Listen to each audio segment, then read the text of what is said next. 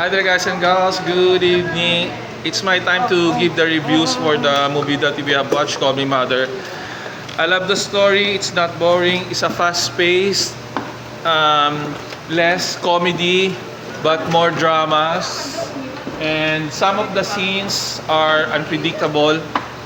Little by little, the actor, Vice Ganda,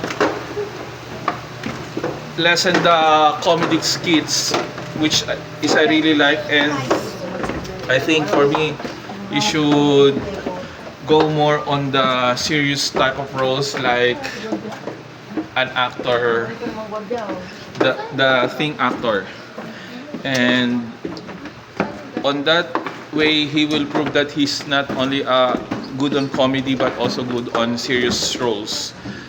Um, the settings and the cinematography are not that kind of bright, which always happens every time he will make a movie.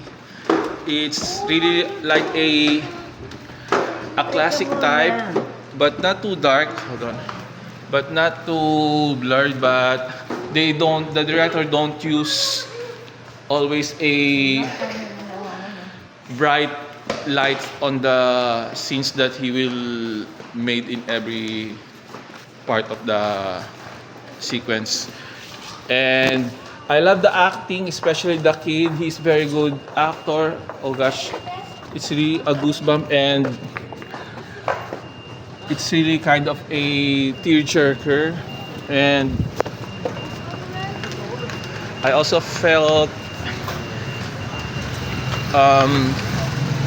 sad, and I felt so affected and being carried away by the acting of the kid, and even Nadine Lustre. You know what, guys and guys, don't be don't be too far away. Let's proceed here. And dito tayo sana. Hold on guys, sorry. And where did I stop? Where did I stop? Oh gosh, I forgot. Yeah, Nadine Lustre. I'm not gonna be shy to tell you guys, but I made cry a little, just a teary-eyed, because when the moment of truth that the kid knows about his past, it's really a heart-wrenching. It's really a kind of a.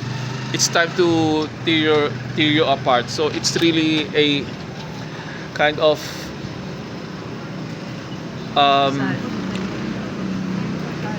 what's this?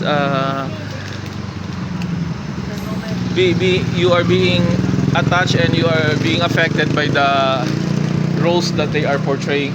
Hoy, come closer dito kasi di ka nakikita ko. Yan. And what else? He doesn't have here a tandem. What I'm trying to say is he doesn't have a leading man. So I really love.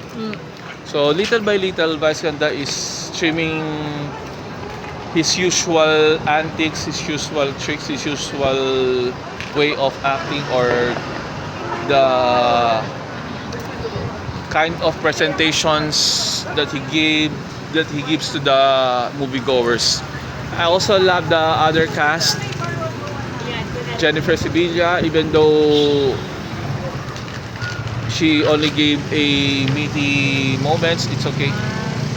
But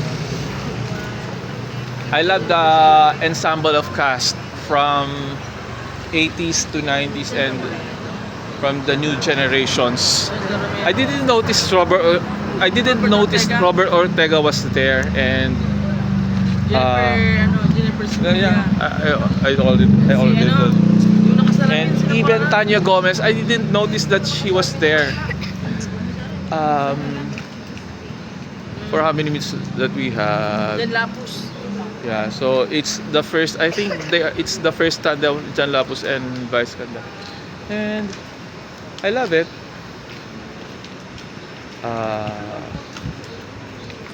I also love the ending, the ending part of the scene, which is I really agree. Hold on for a sec.